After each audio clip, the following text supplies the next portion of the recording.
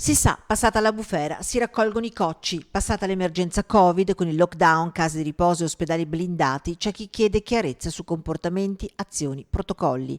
E se il Vicentino non è Bergamo, di fatto sui tavoli della procura sono arrivati alcuni esposti di familiari, in particolare legati alle case di riposo di Vicenza e Bassano. Sono un po' sparse perché ne sono arrivate da varie parti. Sì, non sono solo della città, del Bassanese anche. 7-8 esposti di questo tipo sono stati tutti in questo momento iscritti a modello 45, quindi come non notizia di reato, ma come situazioni che vanno approfondite. I colleghi che ne sono titolari hanno già delegato gli accertamenti necessari. Casi, situazioni che vanno verificate singolarmente, da accertare cosa è successo, eventuali responsabilità, se si è fatto tutto quello che si poteva fare alla luce però delle conoscenze in quel momento.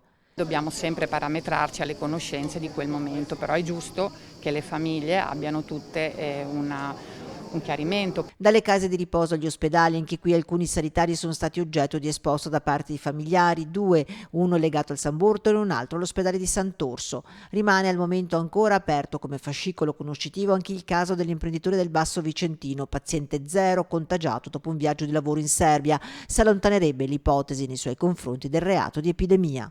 C'era il sospetto che vi potessero essere stati dei contatti dopo che aveva saputo di essere positivo con il tampone. In realtà questo è stato verificato che non è così. Quell'ipotesi di reato residuale del decreto non è stata accertata. Ora però il lavoro è ancora in corso per controllare che in realtà non ci sia sfuggito qualcosa in questo momento successivo.